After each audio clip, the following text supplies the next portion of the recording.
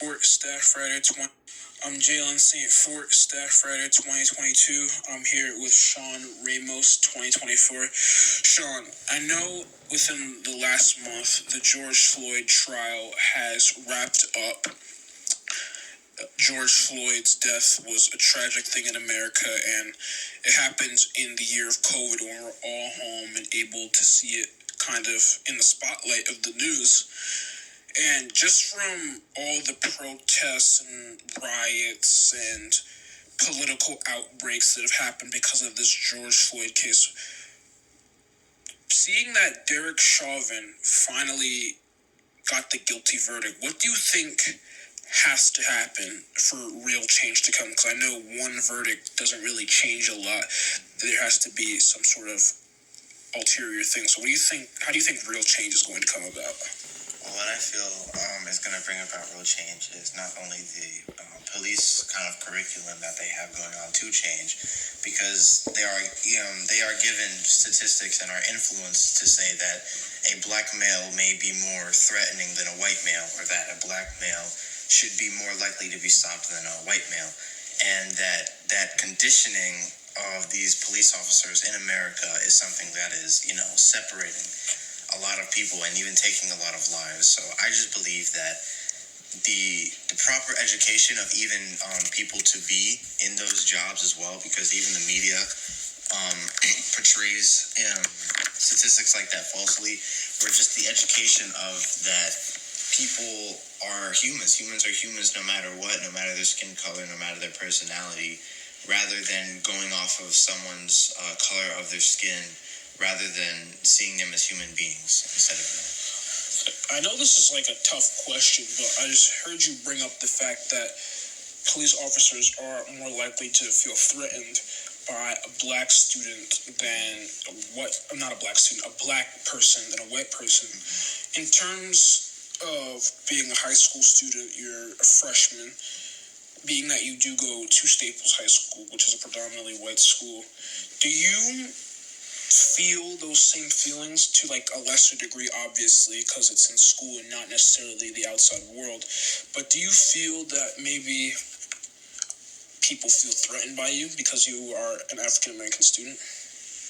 Well, not necessarily. Well, I do kind of feel that, sense of not belonging, or a sense of being, different than the crowd. I don't necessarily feel that people feel threatened by me, but what I do feel is that some people may see me as different than them and may only view me as that. Like, for example, they won't treat me different physically. They'll still treat me as a person, but what I feel is going on in their heads is they're thinking that, okay, this may be like the kind of quote-unquote token of the group, so let's just kind of keep like our quote-unquote jokes to a minimum because we don't want to offend him or something like that. But other than that, no, I don't think they feel threatened by me at all. Okay. Thank you, Sean. Next, we have Daniel Bergen, 2023. Daniel, the George Floyd case came out last month with a guilty verdict. This case today, around this time, almost marks a year of when this started. The disturbing video was posted on social media, and it was for the whole world to see because of the coronavirus. I know that Derek Chauvin has not yet been sentenced. He'll be sentenced in a couple of weeks, or a matter of weeks, actually. But what does real change look like to you? Thank you for asking, Jalen. I think that real change comes with laws and policies in various forms, and I think more in two distinct categories. One that prosecutes officers after these acts have been committed, whether it be the chokehold that happened with Eric Garner in, I believe, 2016, to now with the kneeling on George Floyd's neck.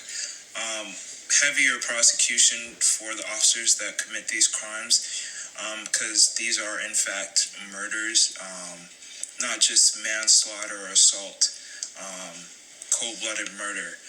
And I think the second category is prevention, laws that prevent officers from doing these acts in the first place, laws that are more stringent and go in deeper depth when hiring officers on the force. There's no reason that some officers may have been accused of domestic violence and still be on the police force, or may have numerous violations and charges against them regarding police brutality. And it's only when someone's killed that, they're suspended, and even then not really fired. So I think two distinct categories of laws are needed: prevention as well as, I don't want to say retribution, but justice for after the fact. And I think when we get those laws in place, we'll see a lot less of these cases like George Floyd. But also when we do have these cases, the families will receive justice, and others who think of doing the same will think twice before, committing these hate crimes against the people that they're supposed to protect and serve. And just one little last thought. Being that this did happen in time of COVID and with the rise of social media, a lot of our peers were posting about it on their social media platforms in an effort to try to raise awareness. What has this case not only meant for you as a black citizen in this country, but just as a black student in Staples, around all white kids basically? What has this case and this sort of moment in history meant for you as a student at Staples? I think for as a student at Staples, it helps, it hurts, and it's indifferent. It helps where you can see a lot of the other people in the community that are activists and that are allies and do their best to support the black members of this community when they can. And when you see those people stand up and, come to protest like they did during the summer, or spread education information on their social media platforms, you see those people that you can talk to and reach out to for support, especially in a town like Westport, where I think the population is 96% or 92% white. I say indifferent because we also saw a lot of fake posting in terms of people kind of posting just for a trend. And you could easily spot those people. And, you kind of realize that a lot of people, not just in Westport, but around the world, do a lot of things for show. And we saw that with the media postings. And then I say bad because there are a lot of people that either didn't post anything at all or posted a lot of hateful things, and you also saw and got to kind of pick out those people.